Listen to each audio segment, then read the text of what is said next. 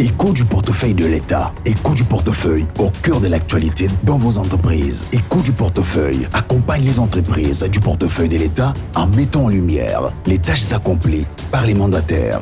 Écho du portefeuille, véritable vitrine des entreprises du portefeuille de l'État.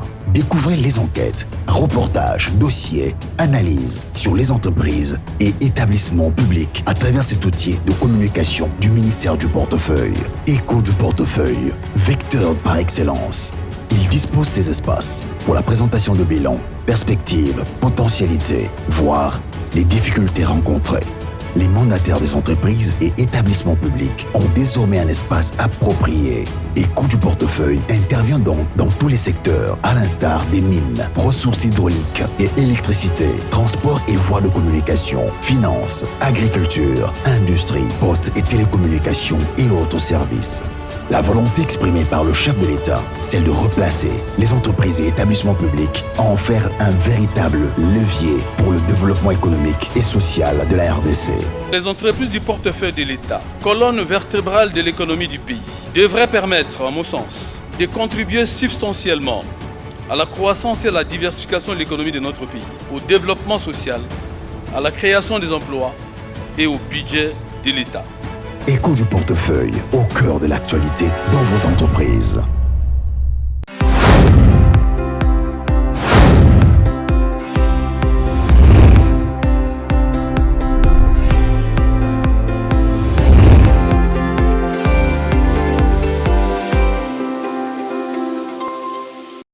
Mesdames et messieurs, très heureuse de vous retrouver dans le Écho du portefeuille, le magazine qui met en avant tout ce qui se passe dans le secteur du portefeuille.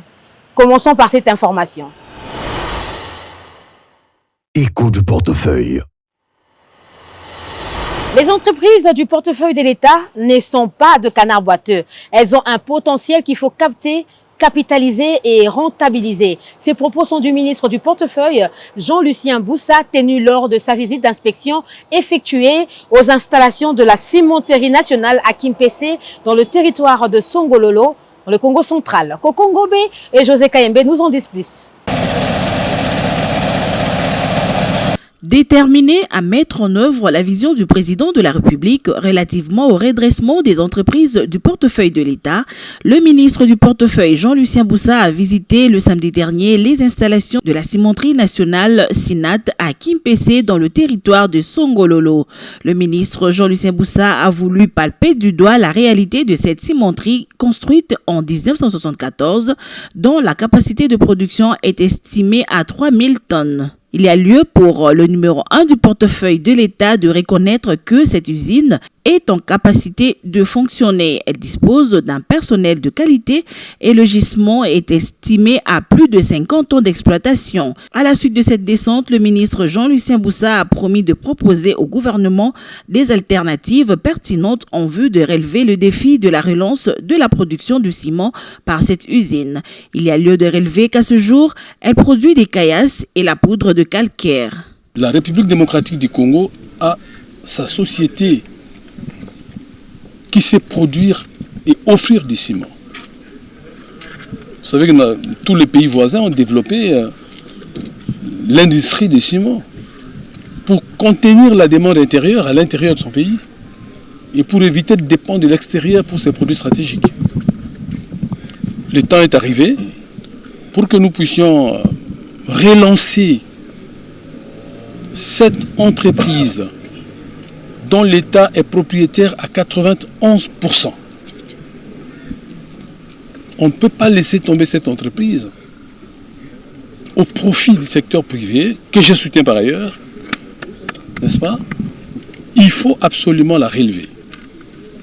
Pour utiliser le mot approprié, la redresser. Voilà pourquoi je suis ici. Je suis ici pour ne pas parler en l'air, pour me rendre compte de l'état réel de la SINAT. Au-delà des rapports que nous recevons dans nos bureaux climatisés, il y a une situation réelle. Il y a un potentiel qui est là, des gisements, qu'on peut exploiter jusque pendant 50 ans. Il y a ici une capacité de production une usine, des équipements, qu'on peut soit réhabiliter, soit moderniser. Il y a ici un personnel qui a une expérience, qui est capable de pouvoir internaliser les processus de production. Les Congolaises et Congolais qui ont cette expertise, les ingénieurs sont là, ils sont Congolais. Ils sont capables de pouvoir faire avancer cette société, voulais-je dire. Et donc il faut mettre en synergie tous ces éléments pour dire, les facteurs de production étant réunis, que devons-nous faire en tant qu'État actionnaire majoritaire pour pouvoir nous approprier de notre outil de production. Voilà le sens de ma démarche. Les entreprises du portefeuille de l'État ne sont pas des canards boiteux. Ils ont un potentiel. Il faut capter ces potentiels, les capitaliser et les rentabiliser. Voilà pourquoi je suis là. Et donc, pour le reste, la place n'est pas au discours. La place est à l'action concrète. Le PCA du Sinat, M. Kabea Kanyonga, s'exprime en ces termes. Je remercie son Excellence, M. le ministre du Portefeuille, pour sa visite. Il faut savoir que dans 2 mois exactement, en octobre 2024, la Sinat aura 50 ans. Le premier sac est sorti en octobre 1974. Il est important qu'aujourd'hui, avec l'appui de son Excellence, qu'on relance la Sinat. La Sinat, ce n'est pas seulement une cimenterie. C'est une société qui a nourri des familles à Kimpese et d'autres ailleurs. Donc il est vraiment important aujourd'hui que nous relancions cette industrie qui est aussi une fierté pour la RDC. Pour sa part, le directeur général de cette cimenterie, M. Flamand Ilagné, pense que la Sinat a désormais un interlocuteur valable. Il est à retenir que cette visite nous va tout droit au cœur. C'est tout ce que nous voulions depuis des années et aujourd'hui nous avons trouvé un interlocuteur valable pour défendre la cause de la Sinat auprès du gouvernement et de la présidente de la République. Il faut savoir que tout développement, à part l'acier, c'est le ciment. Et si ça porte à cœur cette industrie ici, auprès de notre excellence, c'est dire qu'il veut aussi qu'il y ait un développement de ce pays. Quoi de neuf que de savoir que tout pays aussi, dans cette instance, comme je pouvais dire, de développement, doit être à côté de sa cimenterie nationale. Pas auprès de tierces personnes qui se disent nous sommes des cimentiers, mais qui peuvent fixer leur prix à leur gré. Parce que c'est un marché libre. Chacun peut se dire mon sac, $50. Bien sûr, il y a les structures de prix qui peuvent être aussi mises en place pour essayer d'évaluer pourquoi vous avez fixé tel prix. Mais jusqu'à ce jour, essayons de valoriser, de remettre en marche cet outil, la cimenterie nationale, et pouvoir l'installer dans d'autres coins pour que la République s'en serve pour les travaux de reconstruction des ponts, des routes et autres édifices. La visite a débuté dans la Grande Carrière. Ensuite, l'équipe s'est rendue au concasseur en passant par le four de refroidissement pour chuter au stockage. Les femmes mandataires des entreprises du portefeuille de l'État se disent prêtes à joindre leurs efforts à ceux du ministre Jean-Lucien Boussa pour aboutir aux réformes tant attendues. Elles ont été reçues par le ministre de tutelle. Par cette même occasion, elles ont remis un mémorandum pour exprimer leurs préoccupations. Propos recueillis par Nadine Gombo et Henri Zola. Nous commençons par Madame Hélène Gakourou, DG de Fonds de garantie de l'entrepreneuriat au Congo, FOGEC en sigle. Bonjour Madame. Bonjour. Bonjour. Alors, le ministre a commencé son speech en disant qu'il voulait prendre vos préoccupations. Jean-Lucien Boussa a martelé également en disant que si votre secteur est bien tenu, soutenu par l'État, l'économie peut être assise sur le socle du développement. Un commentaire par rapport à cela? Déjà, nous voulons commencer à féliciter son Excellence, Monsieur le Ministre. Son introduction a relayé, a montré tout l'intérêt qu'il porte au secteur public, précisément des entreprises et établissements publics. Ces entreprises publiques et établissements publics qui, jadis, étaient essentiellement des entreprises publiques, mais qui ont été transformées avec l'accès à l'OADA qui sont devenues aujourd'hui pour certaines sociétés commerciales et établissements publics. Il a passé en revue cette jeunesse et en martelant que, comme vous l'avez dit, les établissements publics et les entreprises publiques sont le socle qui doivent renforcer toute l'économie du pays. Effectivement, cela s'inscrit, comme il a dit, dans la vision du chef de l'État et nous avons totalement salué et apprécié tout ce qui a été dit et toute cette volonté manifeste et qui se concrétise grâce à son accès présentement au niveau du ministère du portefeuille. Vous avez également remis un mémorandum, alors où vous parlez de quelques défis et difficultés structurelles qui asphyxient le bon fonctionnement de vos établissements. Pouvez-vous nous en citer quelques-uns? Voilà, déjà qu'il faut rappeler la jeunesse, nous sommes le rassemblement des femmes,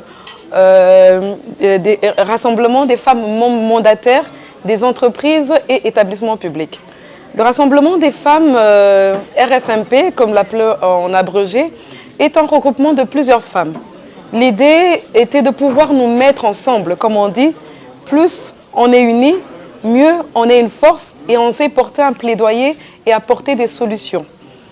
Au sein de notre rassemblement, nous avons des réunions mensuelles et nous avions déjà une liste de certaines difficultés et certains défis que traversaient nos sociétés.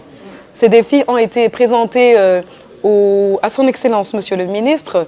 Dans la plupart, nous avons relevé, par exemple, le pléthore du personnel, les difficultés en matière de rentabilisation de certaines entreprises publiques qui n'ont pas souvent cette compétition, qui sont difficilement compétitives face aux entreprises privées.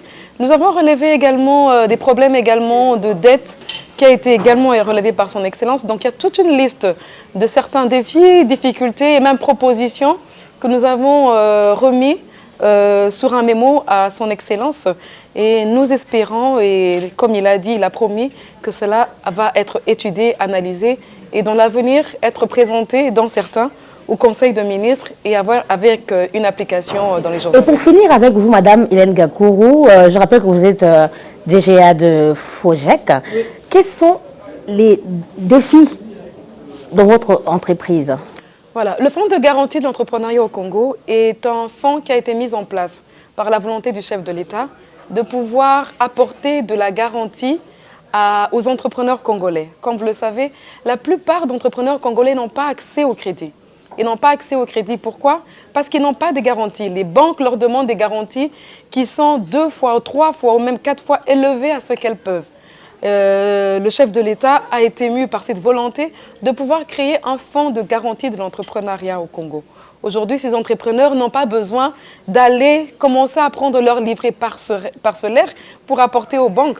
Aujourd'hui, un fonds de garantie qui est mis en place pour relever l'entrepreneuriat et créer une classe moyenne. Il ne faut pas qu'on l'oublie. Aujourd'hui, on a besoin d'avoir une classe moyenne forte. Cette classe moyenne permettra à l'économie de pouvoir se développer.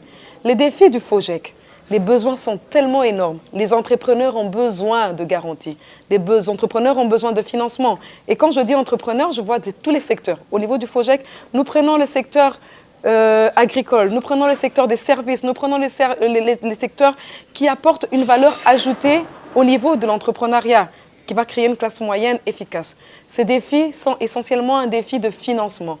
Nous demandons au gouvernement, si c'est possible, déjà qu'il y a une quotité qui nous est redevable, qui est en train d'être mise en place, mais nous avons besoin de plus de financement. Le besoin en matière d'entrepreneuriat et cette classe moyenne que nous voulons forte, efficace, demande à ce que nous puissions avoir des moyens suffisants pour couvrir toute la République. Nous avons besoin, par exemple, d'aller au fin fond du village, voir cette maman qui a besoin, par exemple, de faire sa petite industrie de transformation de jus, avoir accès au crédit. Nous lançons cet appel par l'intermédiaire de son Excellence, Monsieur le ministre du Portefeuille, qui peut porter le plaidoyer auprès de son Excellence, Madame la Première ministre, et également auprès de son Excellence, Monsieur le Président de la République, chef de l'État, de faire en sorte que le FOGEC puisse être doté des fonds encore plus importants, de telle sorte que cela soit visible et que l'impact sur l'entrepreneuriat et cette classe moyenne soit totalement efficace et rentable. Ça sera pour l'intérêt du pays, l'intérêt de la nation et totalement répondre à la vision du chef de l'État. Je vous remercie, madame. Merci beaucoup. Ok. Écho du portefeuille.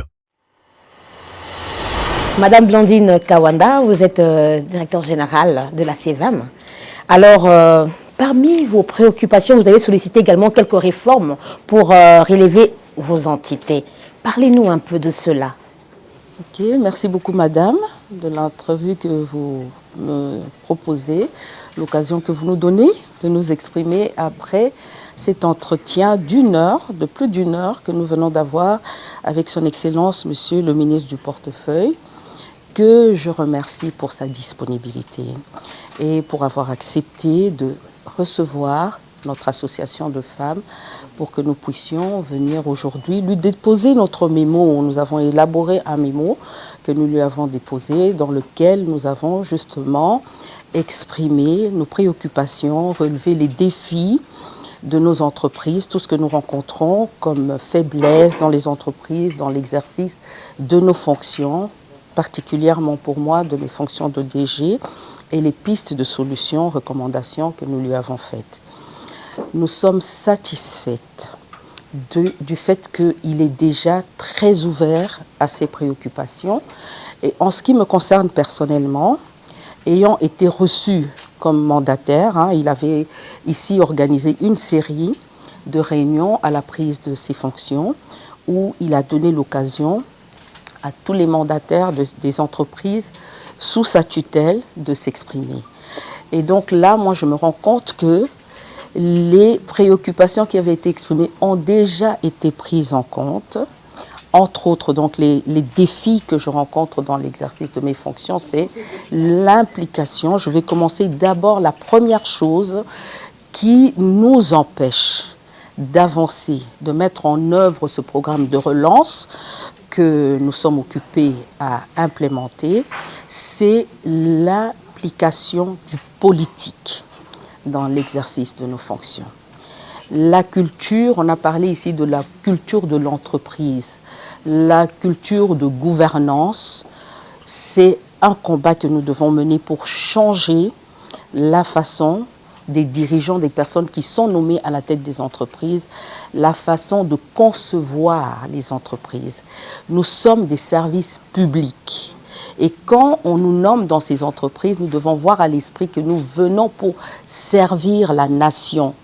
Nous ne venons pas pour nous approprier les entreprises dans lesquelles, et ça a été dit aussi, le ministre l'a dit, il y a des DG, des PCA, des dirigeants qui se comportent comme si l'entreprise leur appartenait. On est encore dans cette position d'antan. Donc il faut vraiment un processus de changement de mentalité où l'on considère l'entreprise comme un bien privé. On vient pour satisfaire des intérêts égoïstes, des intérêts personnels. Donc c'est ça un peu l'environnement dans lequel nous travaillons, où il y a cette implication des politiques. L'implication des politiques entraîne les trafics d'influence, la pléthore de travailleurs que nous avons, que nous rencontrons chaque fois qu'il y a un gouvernement qui change. Il y a des autorités qui vous envoient des membres de famille pour les engagements, le favoritisme, le clientélisme, l'ethnicisme, le tribalisme. Ce sont des mots que nous devons combattre si nous voulons prendre ce départ pour pouvoir vraiment relancer nos entreprises, les restructurer et pour atteindre cet objectif de la contribution de toutes les entreprises du portefeuille à l'essor de notre économie. Et quelle a été la réponse du ministre? Le ministre a pris toutes nos préoccupations à bras le corps. Et comme je disais, quand il nous avait reçus, j'avais parlé de la dette sociale des entreprises sous sa tutelle. Nous avons trouvé beaucoup de problèmes. Nous sommes toutes des entreprises en difficulté, nos trésoreries sont en difficulté.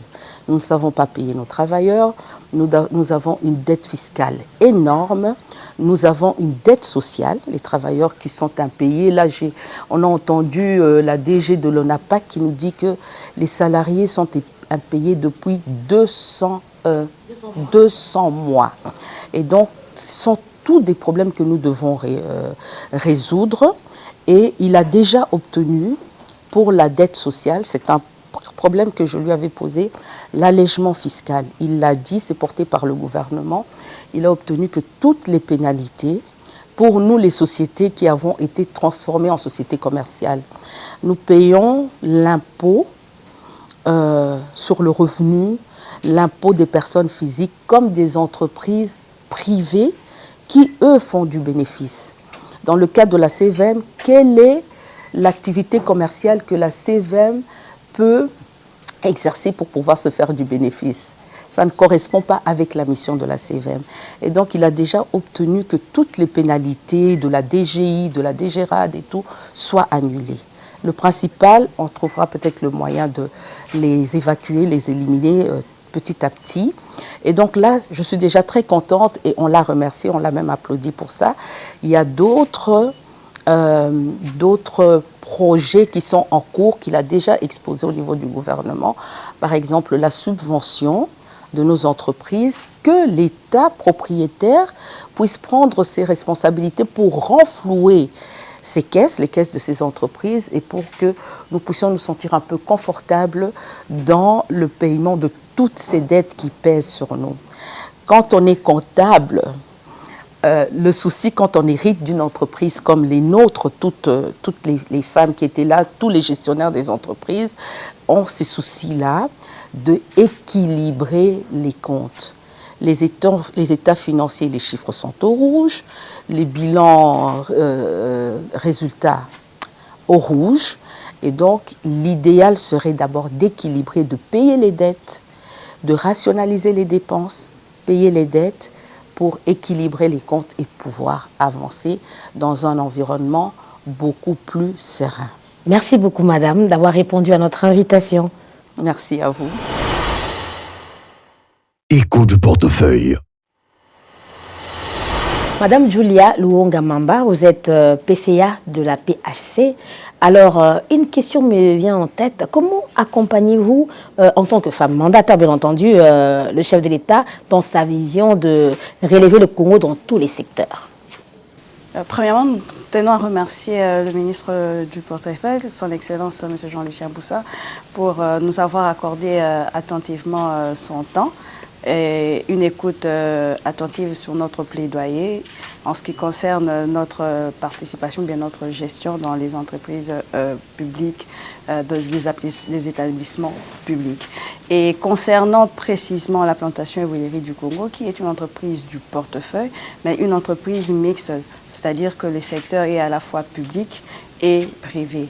Étant donné que nous avons reçu mandat de pouvoir protéger les intérêts de l'État, notre manière dont nous pouvions accompagner l'État, ce n'est que dans la culture de l'entreprise, c'est-à-dire dans la gestion. Parce que, en tant que président de conseil d'administration, nous avons le devoir d'orienter, nous avons le devoir de contrôler, nous avons le devoir d'orienter les décisions pour les intérêts avant tout de l'entreprise, mais aussi et surtout pour l'État congolais. Merci beaucoup, madame. Je vous prie.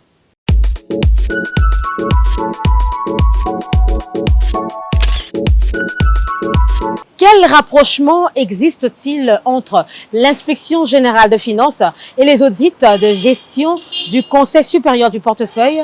Norbert Nkoubou Eluna, président du Conseil supérieur du portefeuille, nous en dit plus. Il est l'invité de l'écho du portefeuille. Ce rapprochement, il est naturel.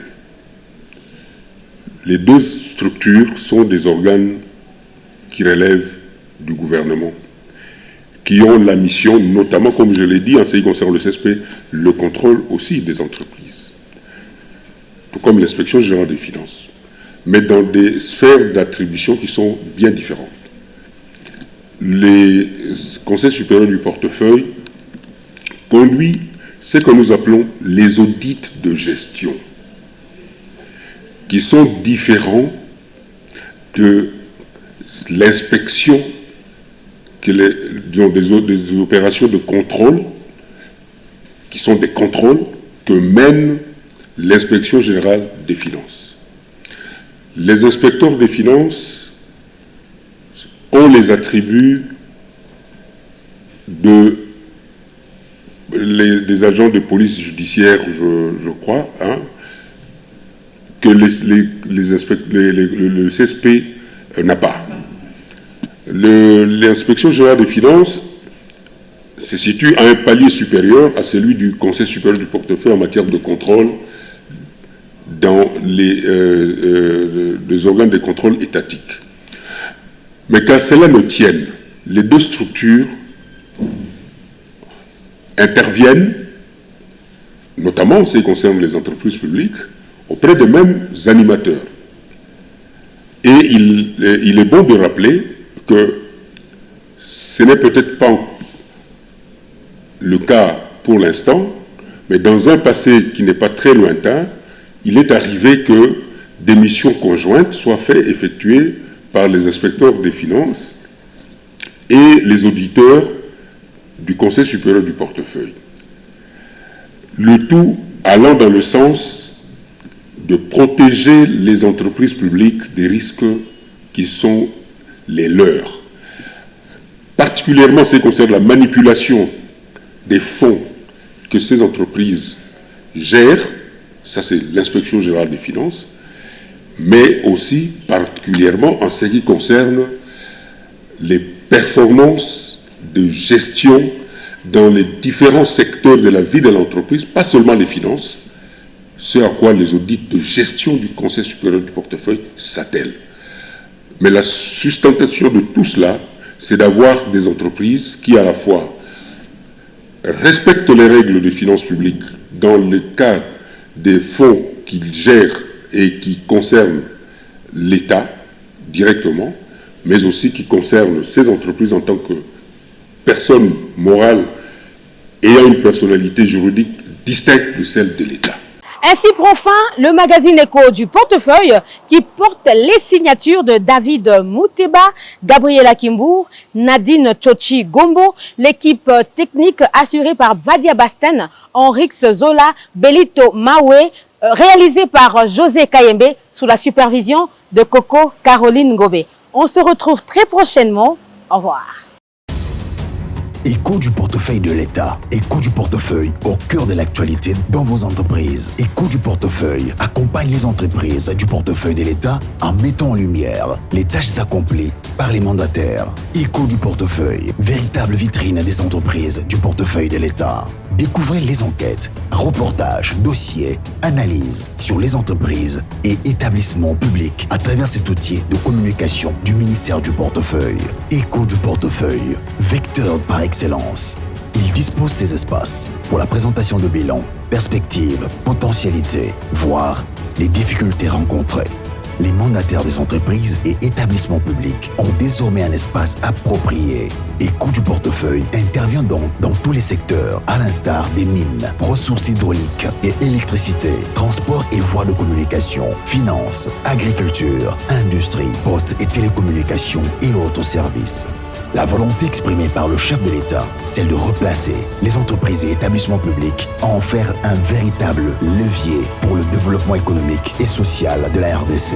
Les entreprises du portefeuille de l'État, colonne vertébrale de l'économie du pays, devraient permettre, à mon sens, de contribuer substantiellement à la croissance et à la diversification de l'économie de notre pays, au développement social, à la création des emplois et au budget de l'État. Écho du portefeuille, au cœur de l'actualité dans vos entreprises.